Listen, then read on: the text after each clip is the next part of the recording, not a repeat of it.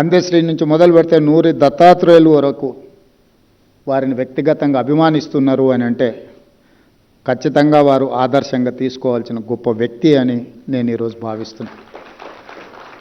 తెలంగాణ సమాజం కవులకు పోరాటానికి స్ఫూర్తినిచ్చిన గడ్డ.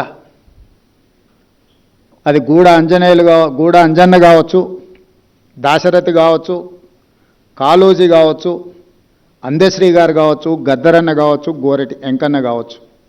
వీళ్ళందరూ కూడా పోరాటానికి, తిరుగుబాటుకు, ధిక్కార స్వరానికి వేదికలై ప్రజలకు ఒక స్ఫూర్తిని, ప్రజలకు స్వేచ్ఛను, ప్రజలకు సామాజిక న్యాయాన్ని, ప్రజలకు సమానమైన అవకాశాలు ఇవ్వడానికి సర్వం కోల్పోయి వాళ్ళు అండగా నిలబడ్డ సమాజం తెలంగాణ సమాజం.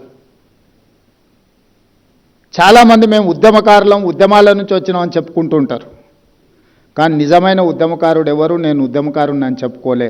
దానికి ఉదాహరణే అందశ్రీ గారు. చెగువేరా నుంచి మొదలు పెడితే అందశ్రీ వరకు ఉద్యమంలో ప్రజలకు స్ఫూర్తినిచ్చి లక్షలాది మందిని ఉద్యమ బాటను నడిపించి విజయ పథం వైపు నడిపించిన వాళ్ళు సర్వం కోల్పోయారు. ఆస్తులు కోల్పోయారు, అంతస్తులు కోల్పోయినరు, వాళ్ళ కుటుంబాలు నిర్లక్ష్యానికి లోనైనాయి.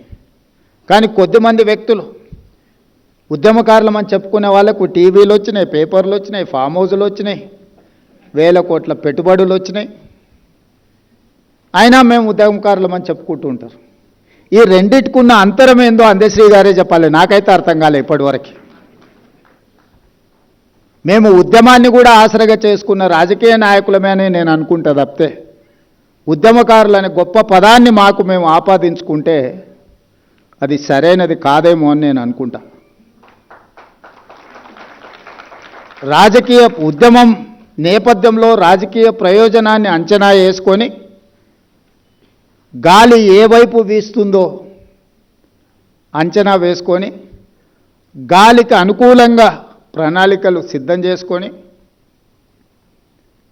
పేగుబంధం తెంచుకొని దేశానికే నాయకత్వం కావాలి, నాయకుడు కావాలని దురాశతోని బయలుదేరి ఉన్నది పోయింది, ఉంచుకుంది పోయింది అనే పరిస్థితులు ఈరోజు రాష్ట్రంలో రావడం జరిగింది. కానీ ఓ అందశ్రీ, ఓ గద్దర్ వాళ్ళు ఏం ఆశించలే, ప్రజల స్వేచ్ఛను ఆశించారు. ప్రజల భావన, ప్రజల యొక్క ఆలోచన, ప్రజలకు ప్రేరణనివ్వాలి, ప్రేరేపితం చేయాలి, ప్రజల్ని నడిపించాలన్న ఒక సంకల్పంతో వాళ్ళు ముందుకు నడిపించారు. అందుకే 10 సంవత్సరాల ప్రతిపక్షంలో ఉన్నప్పుడు కానీ, అంతకంటే ముందు 10 సంవత్సరాలు తెలంగాణ ఉద్యమంలో ప్రజాప్రతినిధిగా పాల్గొన్నప్పుడు కానీ, ఈనాడు 20 నెలలు తెలంగాణ రాష్ట్ర ముఖ్యమంత్రిగా బాధ్యత స్వీకరించిన తర్వాత కానీ ఏ రోజు కూడా అందశ్రీ గారి పట్ల మొదటి రోజు ఉన్న గౌరవము ఈ రోజు వరకు ఆ గౌరవం పెరిగింది తప్ప ఎక్కడ తగ్గలే. ఈరోజు చాలామంది నీకు అధికారం వచ్చింది కదా, నిన్ను ఇబ్బంది పెట్టిన వాళ్ళని ఏదైనా చేయడానికి నీకు అవకాశం ఉంది కదా అంటే నేను చెప్పిన, నేను ఎవరిని శత్రువులుగా చూడను.